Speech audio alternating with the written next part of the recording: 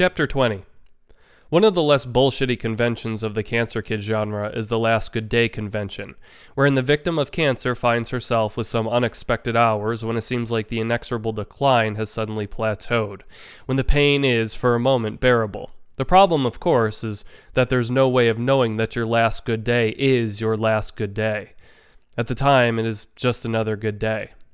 I'd taken a day off from visiting Augustus because I was feeling a bit unwell myself. Nothing specific, just tired.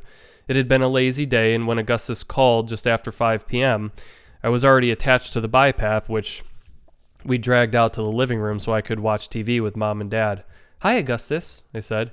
He answered in the voice I'd fallen for. "Good evening, Hazel Grace. Do you suppose you could find your way to the literal heart of Jesus around 8 p.m.? Yes? Excellent. Also, if it's not too much trouble, please prepare a eulogy." I said. "I love you," he said. "And I love you," I answered. Then the phone clicked off. I said, "I have to go to support group at 8 tonight. Emergency session." My mom muted the TV. "Is everything okay?" I looked at her for a second, my eyebrows raised. I assume that's a rhetorical question. But why would there? Because Gus needs me for some reason. It's fine. I can drive. I fiddled with the BiPAP so Mom would help me take it off, but she didn't.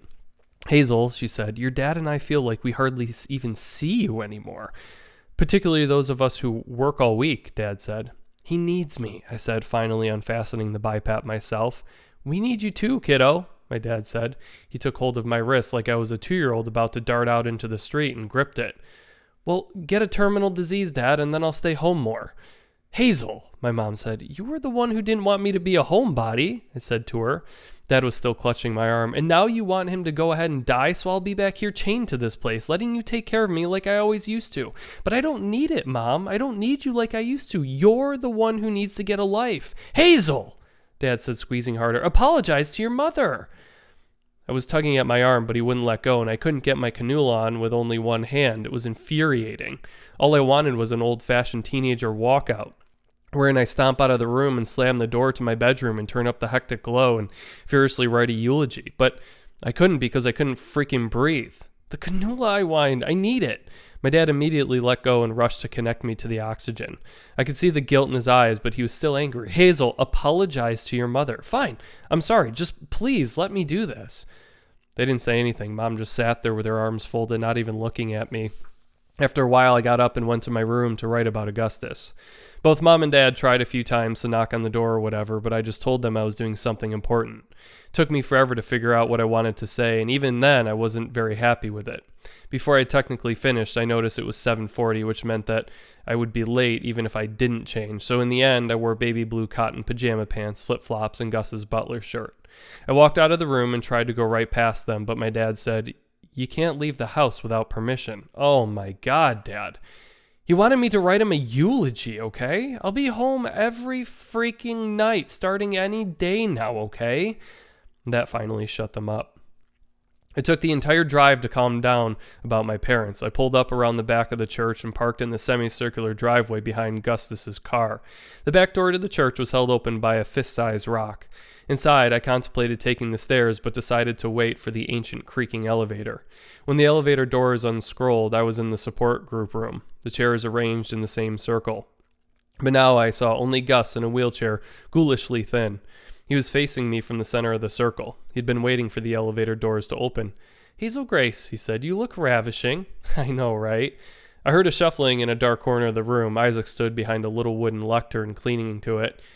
"You want to sit?" I asked him. "No, I'm about to eulogize. You're late." What? Gus gestured for me to sit. I pulled the chair into the center of the circle with him as he spun the chair to face Isaac. "I want to attend my funeral," Gus said. "By the way, will you speak at my funeral?" Of course, yeah," I said, letting my head fall onto his shoulder. I reached across his back and hugged both him and the wheelchair. He winced and I let go.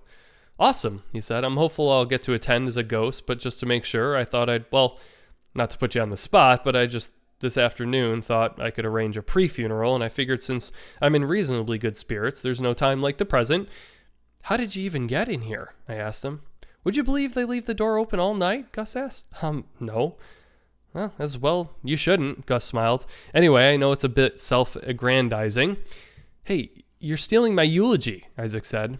My first bit is about how you were a self-aggrandizing bastard. I laughed. Okay, Gus said. At your leisure. Isaac cleared his throat. Augustus Waters was a self-aggrandizing bastard. But we forgive him. We forgive him not because he had a heart as figuratively good as his literal one sucked, or because he knew more about how to hold a cigarette than any non-smoker in history, or because he got 18 years when he should have gotten more. 17, Gus corrected. I'm assuming you've got some time, you interrupting bastard. I'm telling you, Isaac continued, Augustus Waters talked so much that he'd interrupt you at his own funeral.